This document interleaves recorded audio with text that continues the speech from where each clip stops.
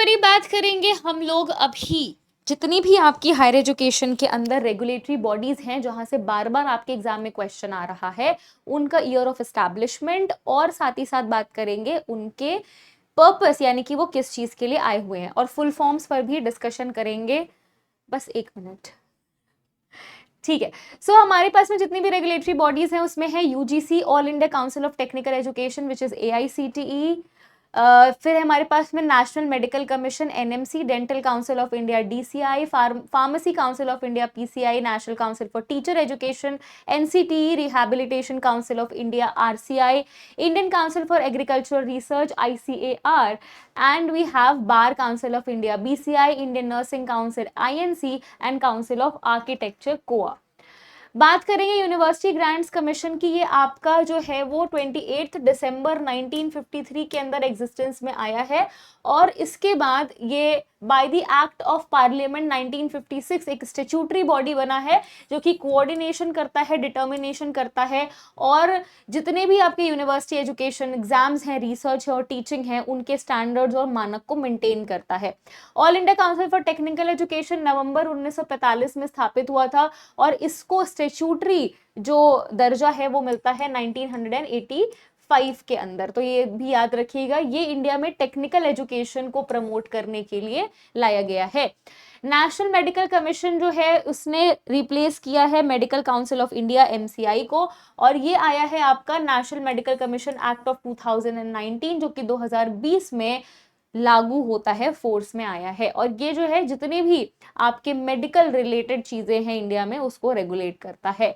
Indian medical council act of 1956 जो है वो आपका डिसॉल्व हो चुका है, इसी वजह से आईएमसी अब no more exists. Dental council of India एक स्टैट्यूटरी बॉडी है जो कि आया है by the dentist act of 1948। इसमें कुछ अमेंडमेंट्स हुए थे, इसमें कुछ संशोधन हुए थे, और लेटेस्ट अमेंडमेंट जो है वो आपका 1992 का है। फार्मेसी काउंसिल ऑफ इंडिया जो है वो आपका आया है इन 1948, और ये इंडिया में जितनी भी फार्मेसी रिलेटेड एजुकेशन है उनको रेगुलेट करता है। National council of teacher education NCT एक गवर्नमेंट बॉडी है जिसके अंदर ये टीचर ट्रेनिंग और टीचर एजुकेशन की बात करता है, जो कि अगस्त 1995 के अंदर आया है।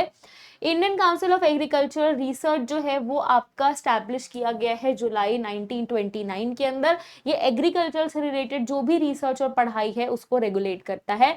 बार काउंसिल ऑफ इंडिया को 1961 के एडवोकेट्स एक्ट के द्वारा स्थापित किया गया था। इंडियन नर्सिंग काउंसिल एक्ट आपका 1947 के अंदर आता है, जिसमें आपके जितने भी नर्सेज हैं, मिडवाइव्स हैं और एएनएम आशा बहन वगैरह हैं, उनकी ट्रेनिंग पर काम करता है। कोआ जो काउंसिल ऑफ आर्किटेक्चर है उसको जो है वो आर्किटेक्ट एक्ट 1972 के थ्रू इनैक्ट किया गया है, और ये 1 सितंबर 1972 में फंक्शन में आया है। तो यहाँ पर हमारे जितने भी आपके इंपॉर्टेंट रेगुलेटरी बॉडीज हैं उनका फुल फॉर्म, उद्देश्य और ईयर यहाँ पर समाप्त होता है। आपके पास में मेरे लिए कुछ क्वेश्चंस हैं, आपको बताना है कि नीति आयोग कब स्थापित किया गया है, और NITTR का फुल फॉर्म क्या है, और इसको कब स्थापित किया गया है, और NIEPA कब स्थापित हुआ है, स्टैब्लिश। ये 3 आप लोगों को मुझे होमवर्क में बताना है कमेंट सेक्शन के अंदर। बाकी जो भी स्टूडेंट्स हमारे नए बैचेस के साथ पेपर 1 पेपर 2 के साथ जो है वो जुड़ना चाहते हैं वो मेरे साथ जुड़ सकते हैं। आपको लाइव क्लासेस मिलेंगी, लेटेस्ट पैटर्न और सिलेबस के हिसाब से, मॉक टेस्ट हैं, प्रैक्टिस क्वेश्चंस हैं, और स्टडी नोट्स भी आपको मिल जाएंगे। तो आप maximum discount coupon code Anshika का इस्तेमाल कर सकते हैं और फटाफट से दिसंबर की तैयारी में भी लग सकते हैं।